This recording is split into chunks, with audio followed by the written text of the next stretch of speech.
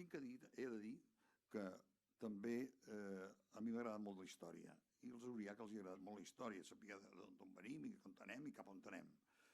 Però, esclar, ha sigut difícil a vegades mantenir aquestes coses, perquè entre els trasllats, el que ens ha passat, hem tingut dues guerres civils, que no els explico, totes les guerres mundials, tot això, cada vegada perdem un llençol, saps? Vull dir que, hi ha coses que les hem perdut que a mi em sap molt de greu.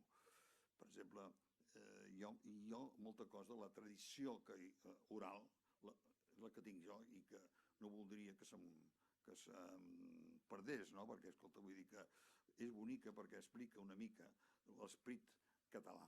Jo poder més aviat em tiraré per explicar Uriach, però no masses números i masses coses, sinó que el que voldria fer és per què hem arribat a estar aquí i per què hem fet aquesta cosa i per què ha sigut aquest esperit d'aquí a Catalunya que ens ha donat aquesta força per mantenir-nos, perquè si no, moltes vegades el que ens hauria agradat és plegar i anem per una altra cosa. I així és, no? Bé, escolta, en primer lloc, doncs mira, les primeres dades que tinc jo és que el Joan Uriach Feliu era fill d'un moliner que estava aquí a prop de Barcelona, a la desembocadura del Besòs, Sant Andreu del Palomar, i aleshores, doncs, aquest home, doncs, estaven allí i tenia diversos fills, i el segon fill va dir, escolta, tu espavila't. I el segon fill va ser aquest Joan Uriach Feliu, que va venir aquí, a Barcelona, a espavilar-se. Aleshores, Barcelona era una Barcelona que es bellugava molt. En aquells moments, doncs, escolta, teníem moltes coses a fer, corria per aquí l'Espartero, es bombardejava l'Espartero, corria per aquí he calculat els anys, això, i és cert, corria per aquí molta gent coneguda, etc. I llavors teníem, nosaltres, va tenir la idea de ficar-se a casa d'un adroguer que es deia Vilaclara. La família de Vilaclara, no sé si hi ha algú, perquè ara continua, però la família de Vilaclara... N'hi ha una, a Sade, perquè aquests, el que els hi va passar, el que tenia que passar, que resulta que tenia molts fills també, perquè llavors tenien molts fills aquests, tothom tenia fills, i aleshores tots es dedicaven ja cap a la universitat. Això el 1838, tots cap a ja anaven començant a la universitat, és important, etc. I llavors el pare, el gran, que em sembla que es deia Ramon, li va dir, tu continues aquí perquè tu saps la grau per continuar tot això. Però què li va passar? Que se li va morir el Ramon. I el Ramonet, escolta, al desaparèixer, doncs aleshores va buscar algú que el substituís. Qui hi havia que el podia substituir? Doncs el Joan Uriach Feliu, que era l'home de confiança. L'home de confiança que va ser, doncs, el que va agafar, per dir-ho així, el títol de primer de la generació dels Uriach, de la nissaga Uriach. Aquest senyor es va casar amb una senyora que era la seva cosina germana. Va tenir que demanar, doncs, permís a la cúria per veure si es podien casar els cosins germans, etc. Sí, va dir que sí, tal. Es casen i tenen 11 fills. Dels 11 fills, escolta, el més interessant és que només en van resistir 4, però els que van quedar, els 4 aquests, van ser forts, van aguantar bé. Però no creus que es morien de consanguinitat, i molt menys, això no... perquè tot això ho tinc estudiat, i vull dir que no n'hi havia cap que mories d'això, sinó que es morien de coses que ja ni existeixen, però per exemple el còlico miserere, que li deien que escolta, unes cagarrines d'aquelles que no les aguantava ningú, i és l'específic de Casa l'Esteve, per aquí el veig, escolta, vull dir que escolta, això res, tu, zero. Escolta, llavors hi havia coses d'aquestes que aquestes malalties ja han sigut superades, i sobretot no em fico amb la superació d'aquestes medicines, sinó que van dels 11, només en van quedar 4. O sigui, la primera generació. Aquest senyor ja tenia, per això, tenia idees molt fixes i crec molt clares i molt d'anar endavant. Això és important, tu. Vull dir que, jo què diria? A cada generació jo la vull definir una mica. Jo la vull definir que va saber triar bé dintre el que és el que ell que sentia que era la drogueria, no? La drogueria, tot plegat, doncs va veure que això no funcionava perquè els droguers, vosaltres ja deveu saber, molts de vosaltres segur, que era el ram de la drogueria i la confiteria estaven junts. Els confits i els aquests de la drogueria anaven junts, es van separar. I llavors també l'avi, més ben dit, perdoni, el besavi va veure que l'important era la farmàcia, cap a la farmàcia. O sigui que jo diria que va ser un visionari perquè va calcular bastant bé, força bé, l'orientació. O sigui que ja li va començar a donar una orientació cap a la farmàcia. He de dir que llavors va muntar un laboratori. Nosaltres teníem un laboratori a la Barceloneta. Bé, però l'home ja va dir, escolta, això no pot rotllar, d'aquesta manera, etc. I ja tenia ganes d'expansionar-se. Amb els fills que va tenir, dels 4, ja va començar a dividir i va dir, escolta, vull jo doncs que un es dedica a això, l'altre es dedica a l'altre, l'altre es dedica a l'altre, l'altre es dedica a l'altre. Els 4 fills. El gran era el meu avi, més conegut per Quimet Uriach. Tothom el coneixia a Barcelona per el Quimet Uriach, el droguer. El segon era el Paco. El Paco, ja també he de dir que va fer moltes coses per Barcelona, coses de cultura, va ser de la fundació junt amb els de Wagner, l'associació wagneriana. Després hi havia, aquest era el segon, com he dit, el Francisco, després hi havia un altre, el Trinitat. El Trinitat era un catxondo, perquè, escolta,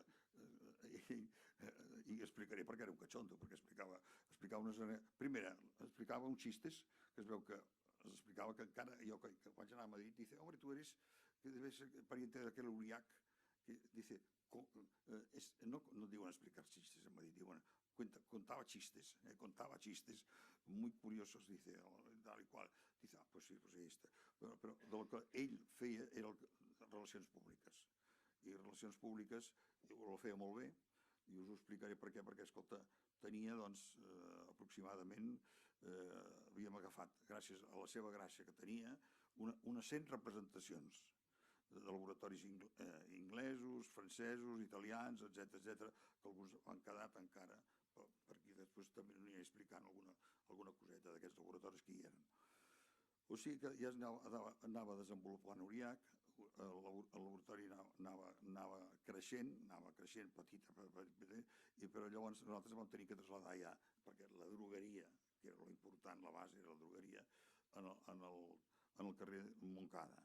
Al carrer Montcada vam anar al Palauet del Masses, vam estar allí, però també això se'ns va quedar petit, ho explico tot molt ràpidament, perquè de cop i volta doncs, es van desenvolupar i vam anar a parar ja veient l'altra generació el que podíem arribar a fer amb major.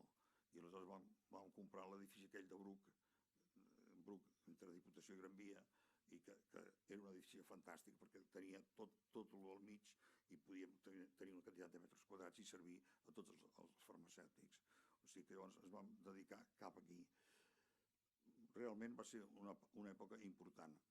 Bé, però el que voldria dir és que cada generació, a la generació segona, que va ser la generació aquesta que he citat dels 4, era molt curiosa, i entre ells s'estimaven enormement i sempre estaven molt, i això són els fets importants, anaven tots molt junts.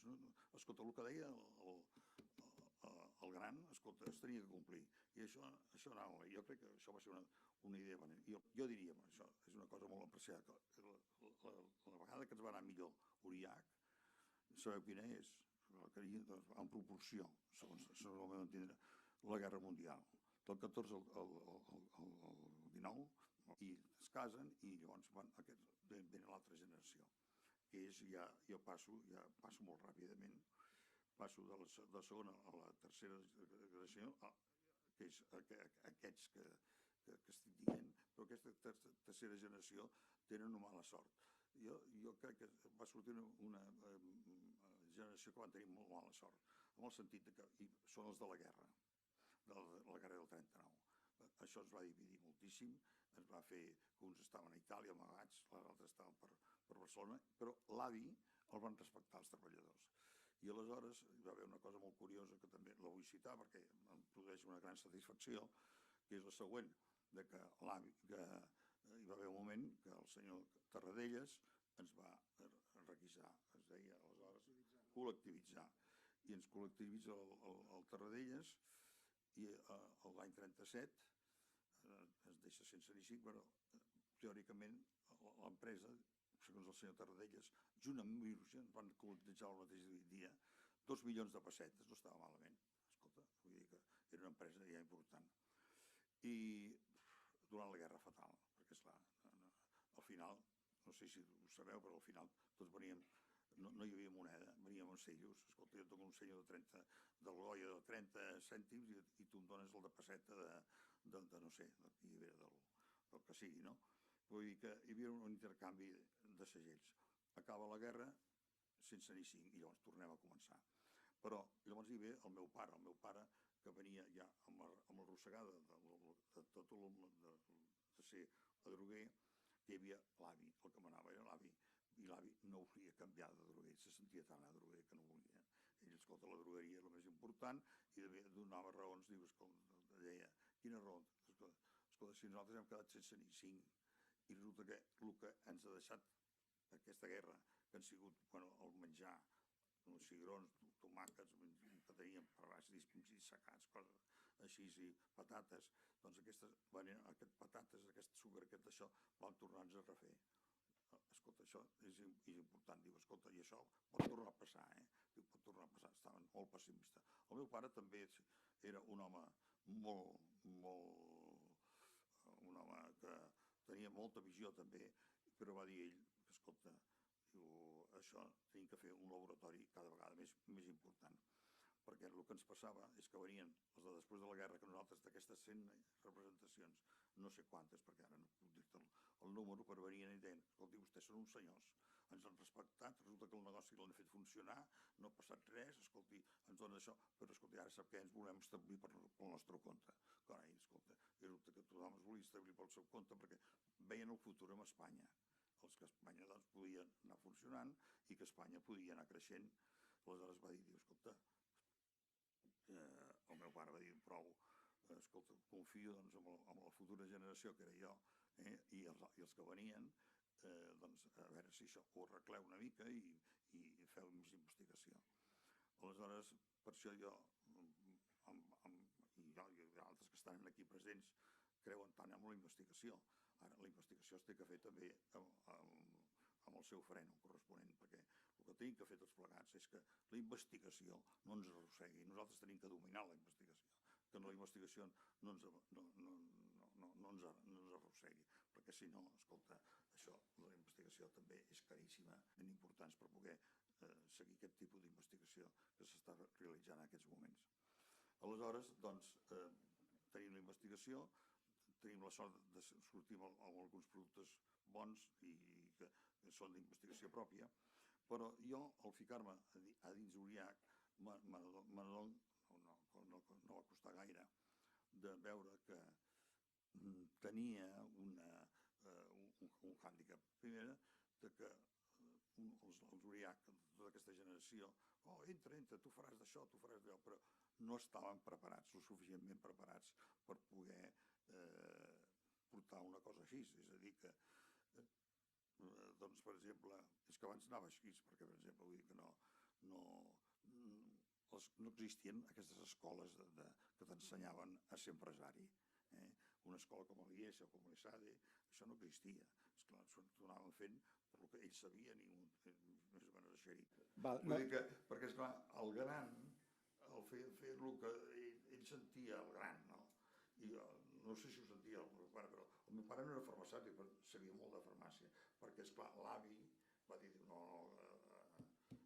estudiar el que és ser droguer, i el va agafar i el va portar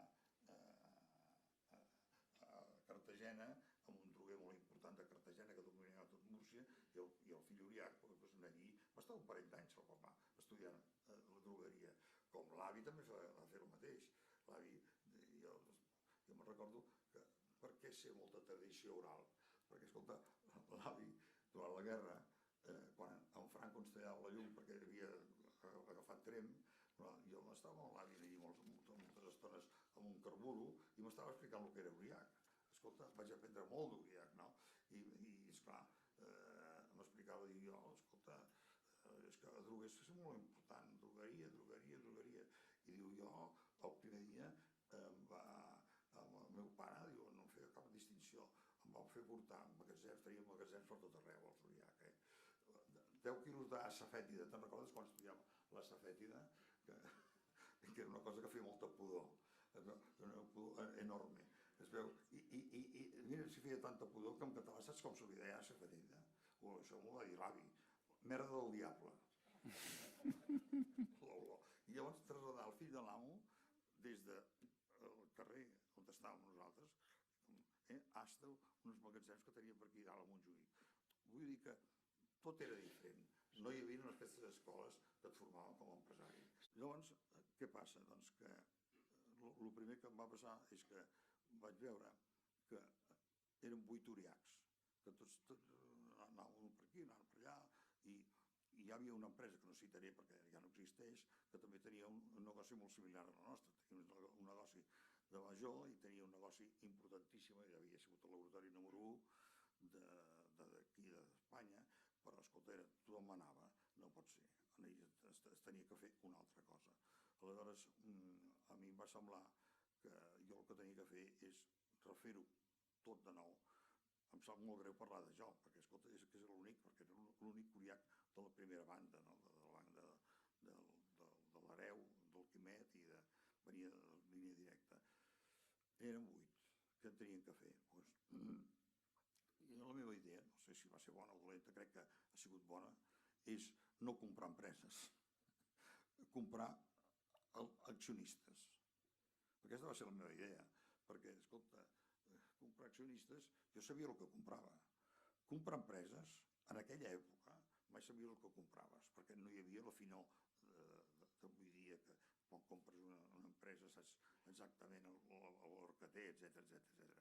Aleshores, jo vaig pensar, mira, compra una. I el meu pare em deia, aquest somni que tu tens no ho faràs mai. Home, jo vaig pensar, no ho sé, potser sí, tens raó tu, perquè, esclar, ells vivien molt tranquils, no? Perquè tu els anaves fent la feina, cobraven un dividendo i anaven vivint. Però vaig pensar, ja arribarà el dia que tu tindràs el moment d'oferir-los. El dia que va desaparèixer la generació aquesta del meu pare, no ho he dit, però hi havia el meu pare, en Josep Maria, que era el farmacèutic, en Lluís, i un que es deia Santiago, que va morir durant la guerra. O sigui que aquests... No he dit, i ara ho dic, hi havia la llei sàlica també, a casa. A casa, com molts fabricants de teixits i molts altres fabricants del que sigui aquí a Catalunya, les noies no les volien. Deien, no, les noies a part. Només han de ser nois i consanguinis. I si venia un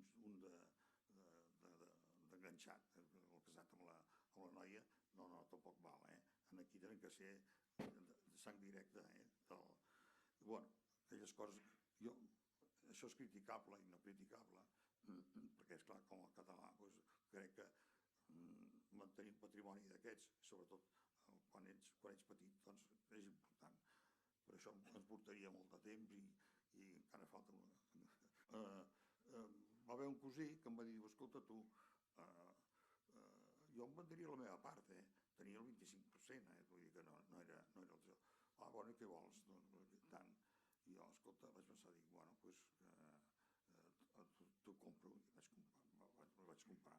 Aquest encara vaig poder, tenia unes coses, uns ahorros, perquè els Uriac hem estat estalviadors, no us he dit també, vam poder, és que com que no, vaig dient el que estic pensant, l'estalviador, que tenim un document del fundador, que això el van trobar per un barri d'aquests, a Barcelona, que a vegades trobes coses increïbles, que la llibreta dels comptes que tenia l'avi particulars, i veies el que guanyava quan era empleat del primer droguer, a Vilaclara, i escolta, i veies que estalviava. O sigui, el primer que feia l'avi és estalviar, cosa que és important. I ara ja em fico en un terreno amb tot això.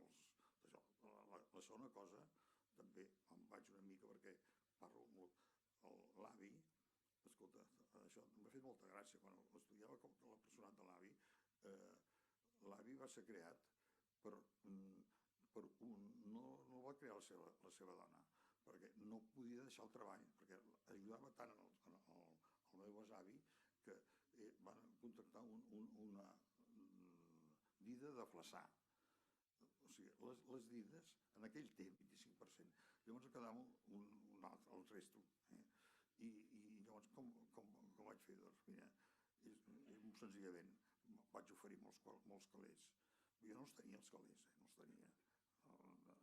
Però l'únic que els hi vaig dir, a canvi de calés, que em donés un plaç molt llarg. I va dir, ui, el plaç que vulguis. I aleshores, quan vaig arribar com a fundador, llavors vaig pensar, dic, bueno, ara no tens que cometre els mateixos errors que molts acerts, però, escolta, estem en l'època moderna, i em vaig quedar que això devia ser cap a l'any 74, encara havia, bueno, ja el meu pare va morir en el 86, va morir en el 86, però ja des del 76, 10 anys abans, no feia res, em donava a mi el que volia, no? Vull dir que... Però llavors anem, i allí el 86 va ser l'any que vaig començar a comprar i vaig liquidar-ho tot.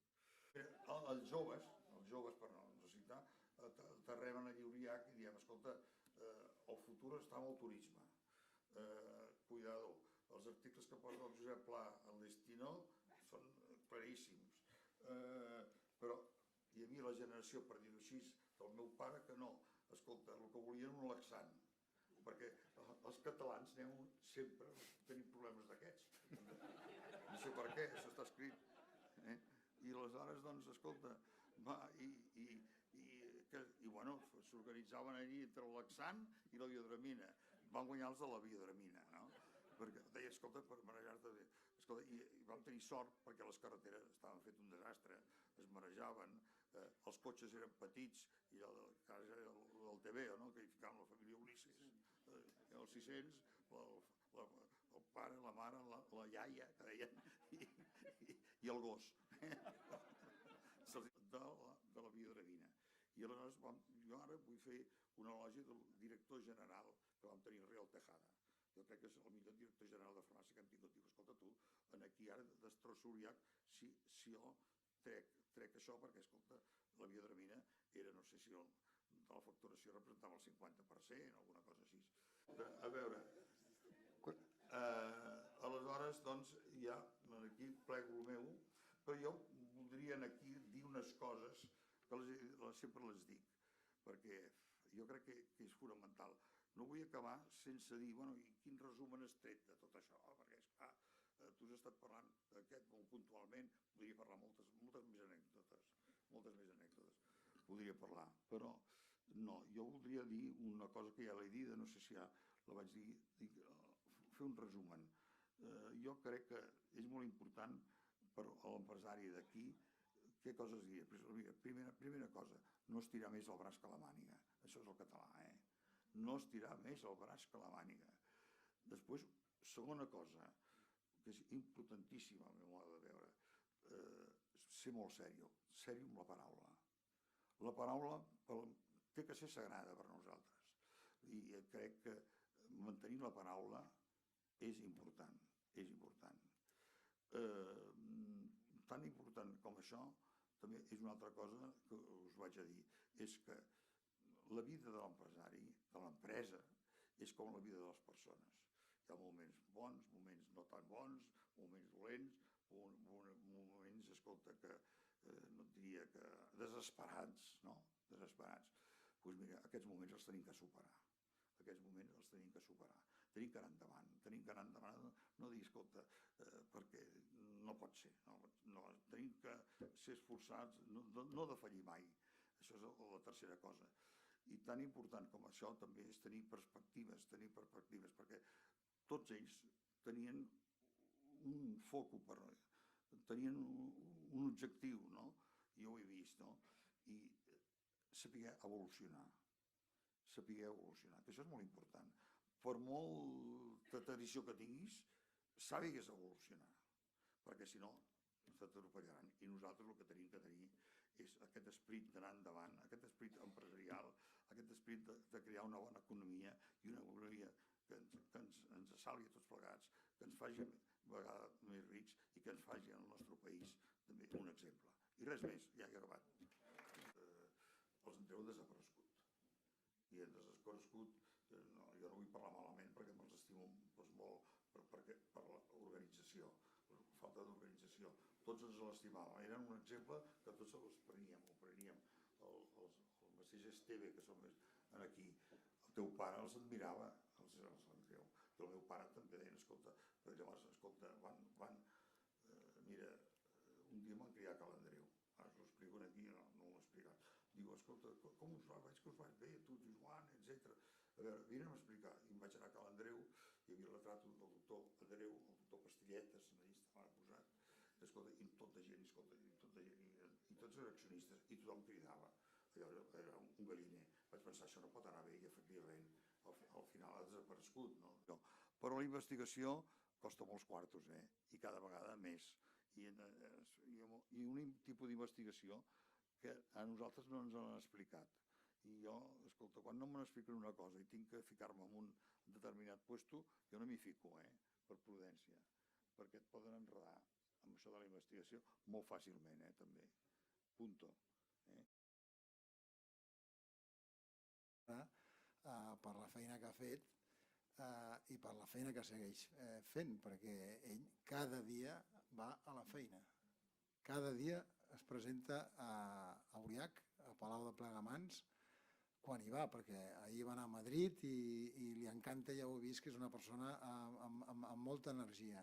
Sempre li diem que no sabem si això té gaire mèrit, perquè per ell la feina i treballar, jo crec, com a molta gent que veig aquí, el Toni Vilacasa o el Josep Esteve, ha sigut més un hobby que no pas una càrrega divina. I això ho demostra i realment és d'aquelles persones que li fa il·lusió treballar i es nota, no? I es nota que ho viu amb passió, amb molta passió.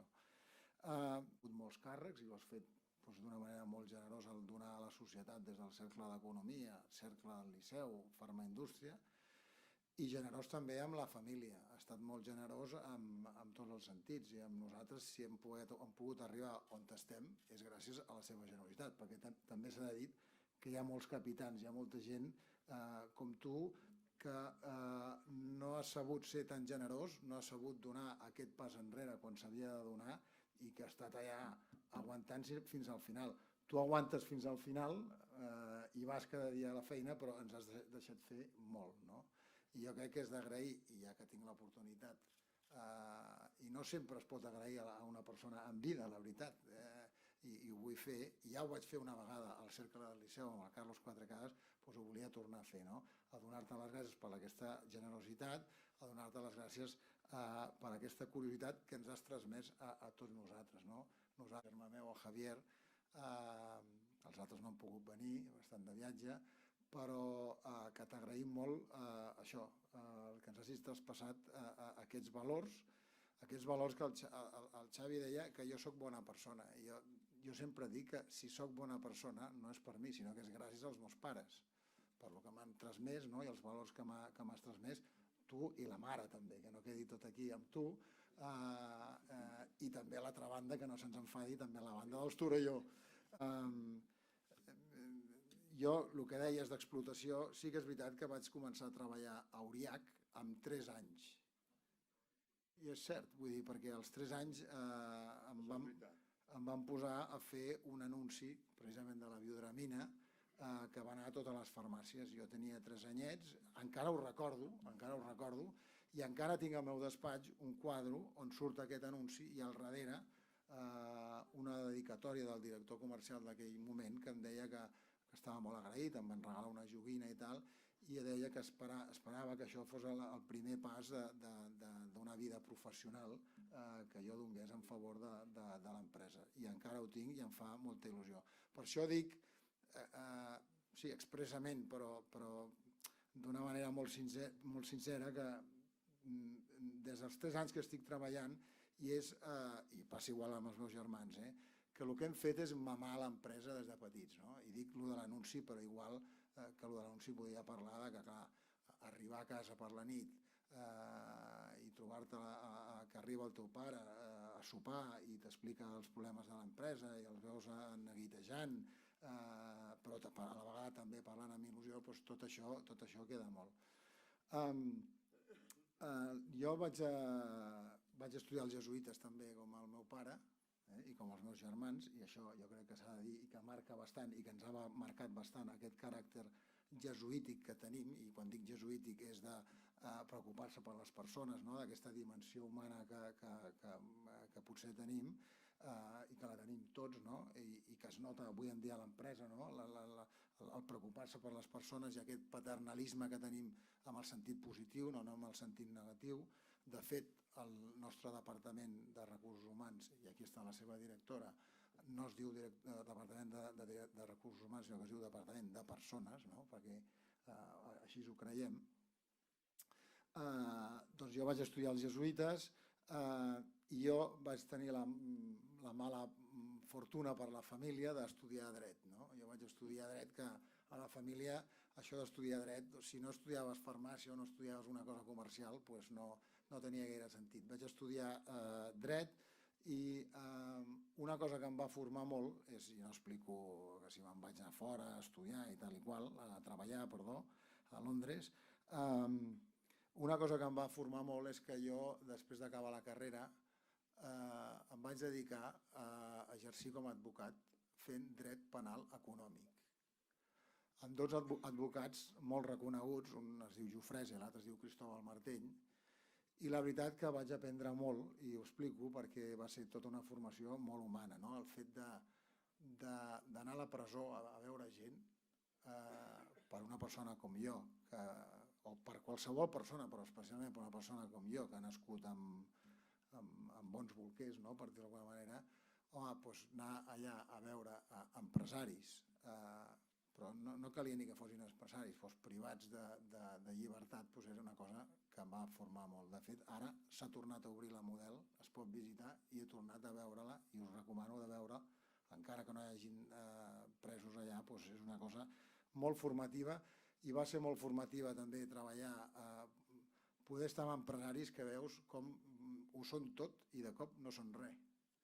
I em va formar molt i també em va formar, ho he dit abans, estar al món jurídic dient tauriac, perquè dir-te auriac i estar al món farmacèutic és ben fàcil, però al món jurídic dir-te auriac que no pintes res i que el teu nom no significa res, i rebre maltracte, perquè els jutjats, ja ho heu parlat, ja sabeu el que són els jutges i els fiscals i els secretaris de jutjat, no? Doncs això a mi em va formar molt i va ser una gran cosa. La qüestió és que després de 5 anys d'estar allà em van dir de ser soci d'aquest despatx amb el Cristóbal, que ara surt molt als diaris, i a la vegada el meu pare em va dir de per què no m'ajuntava a l'empresa. I això és el que vaig fer, vaig fer aquest salt del món jurídic al món de l'empresa i vaig aprofitar per fer un MBA a ESADE, precisament, com a pont.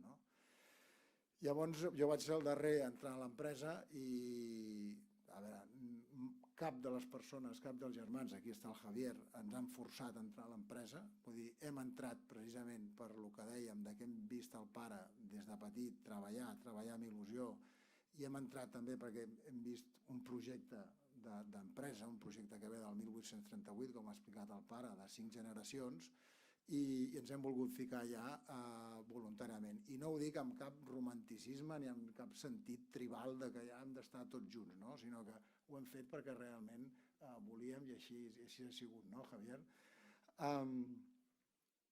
Llavors jo vaig entrar allà al darrer i el pare, com dèiem, la seva generositat, ell ja estava sol, no estava ni a l'avi, ja havia comprat les accions dels seus cosins segons, doncs ens va donar cada vegada més responsabilitats a cadascú de nosaltres, que això és molt important. I ens ho va donar perquè ell ho creia així i també ens ho va donar, i també ho vull dir perquè va ser molt important, perquè ell va crear un consell assessor en el seu moment, que era el quedar-se sol en comptes de dir, bueno, ja ho sé tot i ja ho faré jo tot. Doncs no, va tenir la gran idea de rodejar-se d'una sèrie de coneguts més que amics, que li van ajudar molt a prendre decisions i a la vegada també ens van ajudar a nosaltres a entendre millor l'empresa. Un d'ells està aquí avui, que és el Francesc Granell, que ens va ajudar molt, i aquest consell assessor, a part de temes estratègics, va ajudar molt al pare a dir-li, escolta, és que això de la successió, del relleu generacional, no és una cosa que es fa de la nit al dia. És una cosa que s'ha de fer amb temps. No dic que s'hagi de planificar molt, però sí que s'ha de fer amb temps, no? I deia, i aquests nois, aquests nanos, els has de donar canxa i els has de donar responsabilitat. I això és el que va fer el pare. Va saber, de mica en mica, donar un pas enrere amb això, amb aquesta gran generositat i també amb una gran confiança cap als fills, perquè això passa de vegades que molts pares no tenen confiança en els fills i no acaben de donar-li aquest pas. I nosaltres ens vam anar fent grans, vull dir, grans en el sentit de les responsabilitats, i fins que avui en dia, i ho faig curt per deixar temps a les preguntes, vam passar d'aquest consell assessor a un consell d'administració, on avui en dia ja no hi és el pare està al Consell de Família de president, i al Consell d'Administració, on hi ha 3 externs, 3 no membres de la família, i 3 familiars que no representen a cap branca de nosaltres, sinó que representen a la família en el seu conjunt. I aquest Consell d'Administració realment és un consell, un òrgan de govern que pren decisions, és realment un òrgan de govern, no és un Consell d'Administració que ja figuris amb un micròfon i vas allí a cobrar, sinó que realment es prenen decisions, i es van prendre decisions, i amb això acabo, tan importants com aquest gir estratègic que ha fet Uriach darrerament, dic darrerament, però parlo del 2005, d'una empresa purament farmacèutica dedicada als productes de prescripció i molt basada en la I+D, a una empresa més com li diem nosaltres, del consumer healthcare.